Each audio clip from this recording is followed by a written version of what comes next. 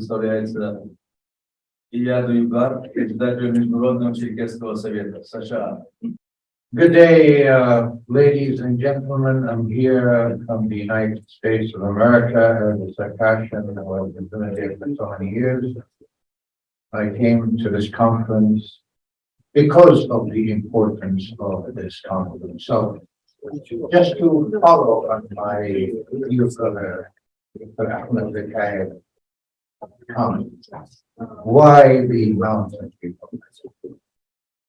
It is important to understand historically, and we people of the Caucasus and the Czechia and the Circassians, we understand this more than anyone else. We had the mountain people was successful for a period of time. It was our purpose in defying the occupier, our purpose of creating freedom, maintaining freedom. However, it didn't succeed because of the strength of the Soviet Union at the time, because of the conspiracy and many other elements. But keep this in consideration. If this mountain republic was created 50 years before it was founded, then Imam Shaban would have been able to unify the Eastern Front and the Western Front, and the Russians would have never been able to conquer the Caucasus. The reason why we lost Circassia, the reason why we lost Chechnya, the reason why Imam Shaban lost, is because we were not able to unify the Western Front and the Eastern Front. And the Russians played a very significant role in creating that division. So they defeated Imam Shaban first, and 6 years later they defeated Circassia and they occupied Circassia. Now, why this is important today, the Mountain Republic? History is important for us to learn a lesson from. The present is good for its reality for us to build things on. But the more important thing is the future.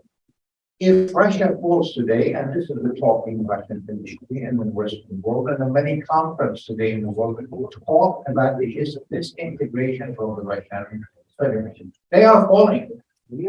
As an empire, they're going to fall. But empires do come back. And if they are given chance, they'll become more ruthless and more criminal than they were before.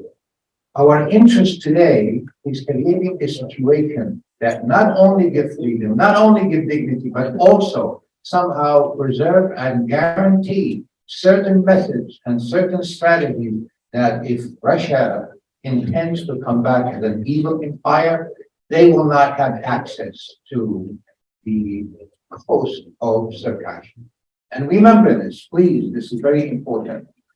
105 years ago, Russia has been an empire. They gained their might as an empire. They gained their wealth as an empire. They implied and imposed their aggression on nations of the world, especially of the Black Sea, as they gained access to the Black Sea through the coast of Circassia and many other coasts.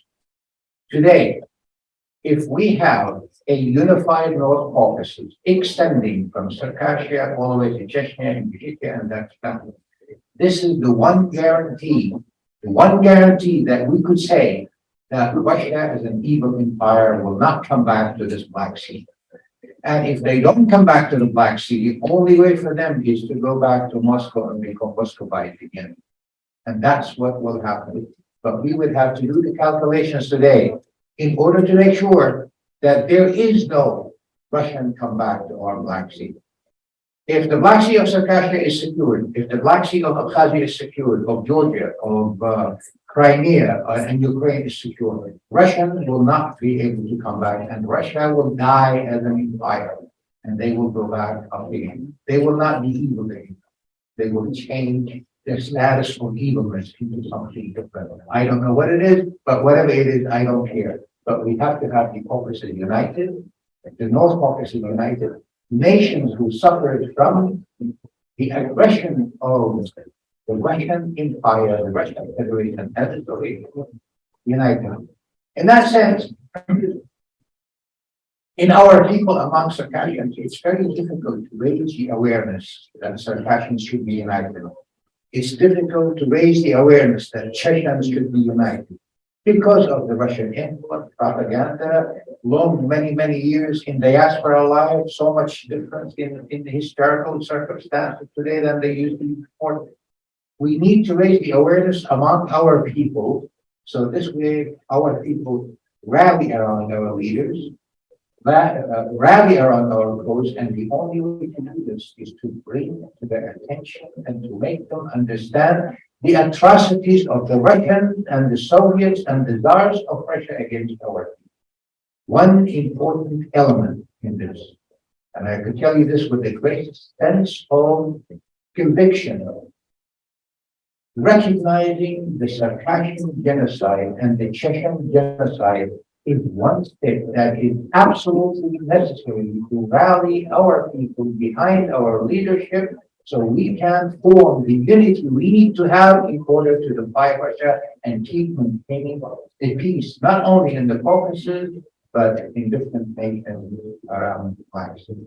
So when we speak about the Mountain Republic, this is the strategic extent of our thinking. This is what we want to do, not only take advantage of the collapse of the Russian Federation to establish nationhood, freedom, and independence, but also to build some guarantees that this is not going to come back to hunt us and haunt others around the Black Sea and others. That's the Mountain Republic. Now,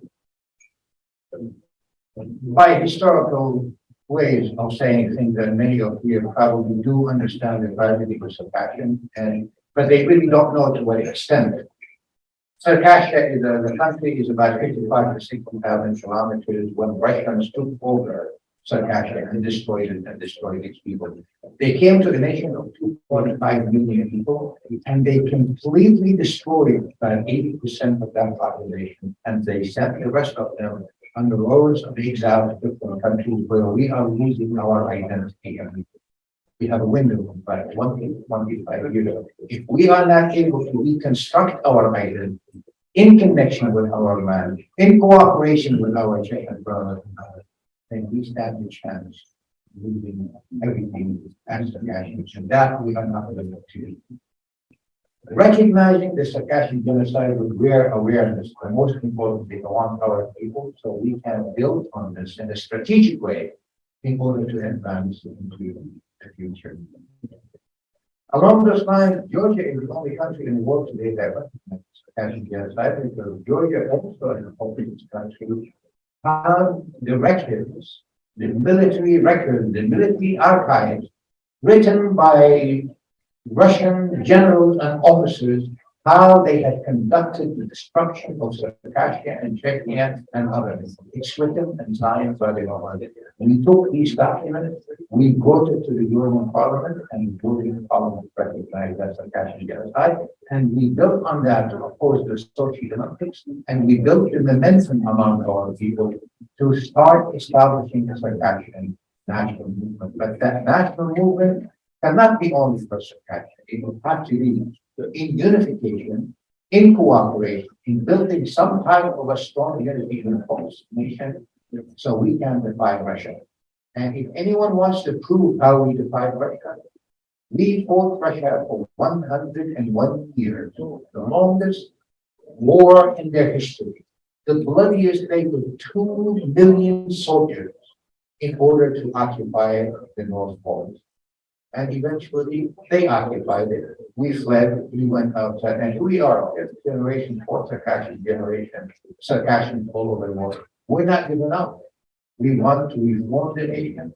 We want to cooperate with other people. We want to go back to our land because that's the homeland that we have. Without Circassia, Circassians have nothing. With Circassia, Circassians have everything. And the Russians know what type of fight we can put on. So if we have restored the force of Circassia, if we have restored the Mountain Republic, if we have cooperation, then we stand the opportunity of seeing the future in much brighter way than it is right now. Today, unfortunately, Ukraine is suffering of the Russian aggression.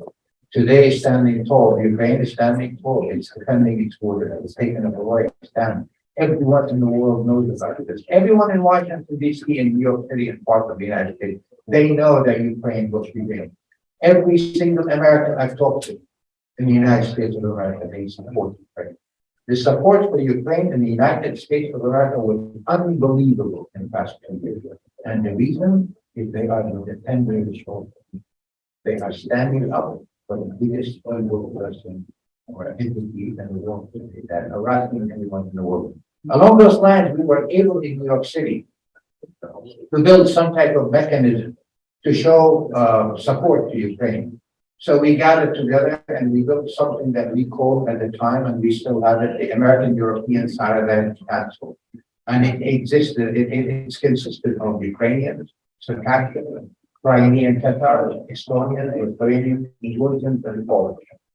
And we were able to hold tens of demonstrations, many conferences, many marches in Washington, D.C. and in New York City at the time where Russia was standing. And we knew 15 years ago, that this day that we're living in, that Russia is attacking, because we knew that this was going to happen.